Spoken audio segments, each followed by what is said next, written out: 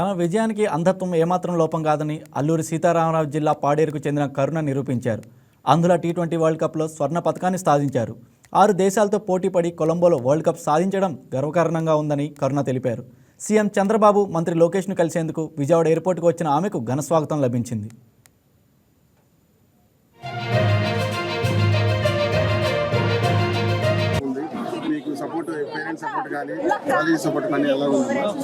Parents support కూడా చాలా బాగుంది. అలా అజయ్ సార్ కూడా సపోర్ట్ బాగా చేశారు. విజయం పై మీకు ఎలా ఉంది, ఎలా స్పందిస్తున్నారు? ఇంకా ముందు ఇంకా ఏదన్నా అధిరోహిస్తారా?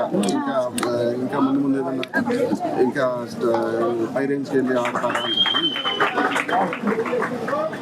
మీ తోటి విద్యార్థులు మీరు ఎట్లా మీ స్థాయికి చేరుకోవాలని మీరు అనుకుంటున్నారు? మీ తోటి విద్యార్థులకి మీరు మీ ఆటలో గెలుపొందారు కదా, వాళ్ళు ఎట్లా విజయంలో మీరు ఆటలో వాళ్ళు కూడా గెలుపొందాలని మీరు అనుకుంటున్నారు? మీకు సపోర్ట్ స్కూల్లో కానీ కాలేజీలో కానీ సపోర్ట్? స్కూల్లో కూడా మేడం వాళ్ళు సపోర్ట్ చేశారు సార్, ధైర్యంగా పంపించారు కూడా. అజయ్ సార్ మీకు బాగా సపోర్ట్ చేశారంట దాని గురించి? అజయ్ సార్ కూడా బాగా సపోర్ట్ చేశారు, ట్రైనింగ్ కూడా బాగా ఇస్తారు. మీరు ఎన్ని సంవత్సరాల నుంచి ఆటలో? 2 సంవత్సరాలు. భారతదేశంలోనే కాదు, ఆంధ్రప్రదేశ్ రాష్ట్రంలో ఉన్న దివ్యాంగులందరూ కూడా చాలా ఆనందంగా ఉన్నారు. ఒక అందురాలు చూశారు కదా, వాళ్ళ తల్లిదండ్రులు నిరక్షరాస్యులు, మారుమూల గ్రామం.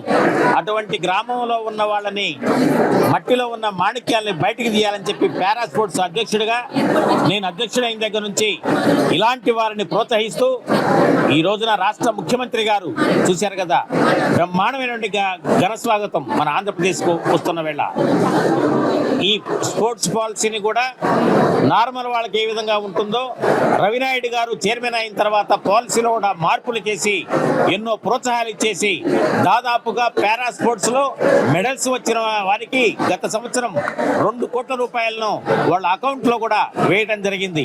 అంటే పారా స్పోర్ట్స్ ను ప్రోత్సహించాలి, దివ్యాంగులు కూడా వారి యొక్క ఆసక్తి ఉన్న క్రీడల్లో వారు రాణిస్తారని అనడానికి ఈ రోజున కరుణ కుమారే ఒక నిదర్శనం, మా అందరికీ గర్వకారణం. అందుకే చంద్రబాబు నాయుడు గారికి, లోకేష్ గారికి, పారా స్పోర్ట్స్ తరఫున స్పోర్ట్స్ అథారిటీ చైర్మన్ గారికి, మంత్రి గారికి నేను ధన్యవాదాలు తెలియజేస్తా ఉన్నాను.